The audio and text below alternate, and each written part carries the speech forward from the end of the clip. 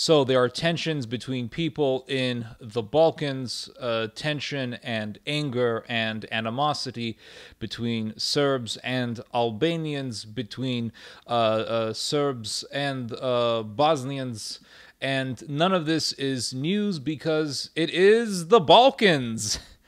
And given their recent history of war, as recent as the 1990s, so within our lifetime, this is not a shock. This is not surprising at all. And really, the only reason why that I'm talking about this is because there is a high prospect for another conflict breaking out in the Balkans again, which would mean lots of human suffering and death. And it's quite possible that if another war were to break out in the Balkans, that it would act as a catalyst towards the next world war.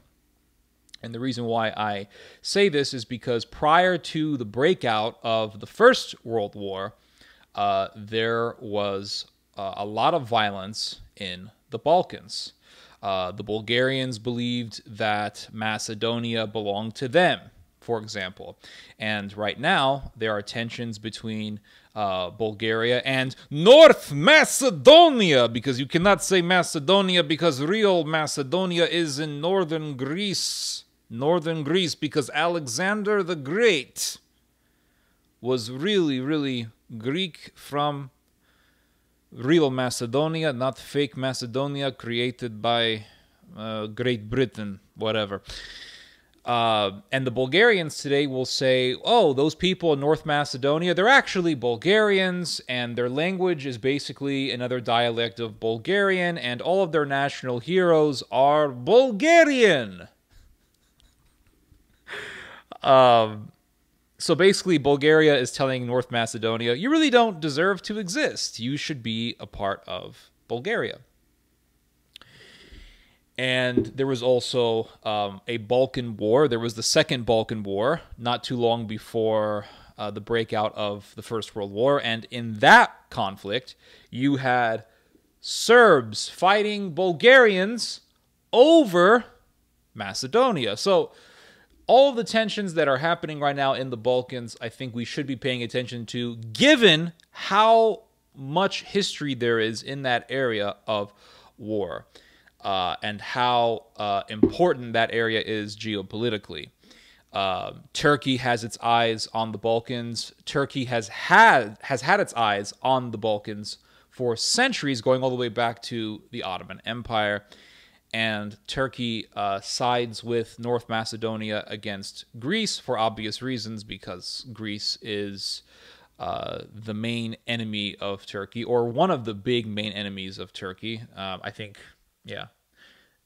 Another huge enemy of Turkey is Armenia, and fighting broke out between Armenia and Azerbaijan just recently. So lots of tensions between peoples in the Balkans. And just to give you guys some examples, the mayor of East Sarajevo, which is in Bosnia, his name is Ljubisa Kosic, and he told Sky News recently, the dissolution of Bosnia-Herzegovina will happen if this state continues like this. Bosniaks are always trying to have a centralized state. They want more and more. It's not possible. We had a war because of that. Personally, I love Russians more than Americans. Ukrainian MP Oleksiy Goncharenko said just recently, Ukraine is ready to act with our troops on the ground. Serbia is trying to start an aggressive war. So basically, if Serbia is in a conflict with Kosovo, then Ukraine will back Kosovo against Serbia, because Serbia, puppet state of Kremlin, Russia, Soviet Union. Nebojša Malić, a Bosnian Serb columnist for anti-war site. went onto Twitter and said, NATO's favorite stooge, Kosovo, is trying to start a fight with Serbia right now. Kosovo's Prime Minister, Albin Kurti, said, the first episode, a consequence of the fascist idea of pan-Slavism that the Kremlin has, was Ukraine. If we have a second episode, for example, in Transnistria, then the probabilities that a third war will develop in the Western Balkans and in Kosovo, in particular, they will be very high. So, in other words, the prospect of another conflict breaking out in the Balkans is very high, according to the Prime Minister of Kosovo, Albin Kurti. And guys, given the fact that they had a huge war in the Balkans just in the 1990s, we were all alive then. At least most of us were, unless you're like a really young Zoomer. The fact that they had the Second Balkan War not too long before the breakout of the First World War, and the fact that they are having tensions in the Balkans right now, and it's all eyes on the Balkans. Turkey is looking at the Balkans. Russia is looking at the Balkans. The fact that all this is happening really, really tells us that if I were to tell you that another war could break out, it would not be far-fetched of me to say that.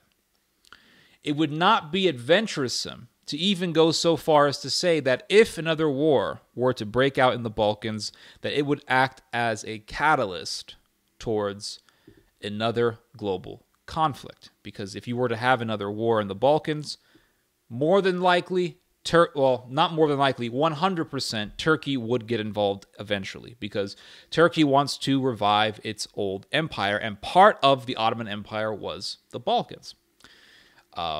Remember, in the Second Balkan War, when the Serbs were fighting against the Bulgarians, the Ottoman Empire joined that conflict, not to fight the Serbs, but to fight against the Bulgarians, because the Ottomans wanted some territory that the Bulgarians wanted to claim for themselves.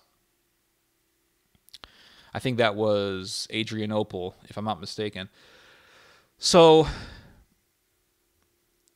if another conflict breaks out in the Balkans, then it's likely that it'll act as a catalyst. It'll act as a spark that would act as a conflagration towards another global conflict. Turkey getting involved, Russia getting involved, and quite possibly the European Union getting involved. And if that were to happen, it would be like another world war.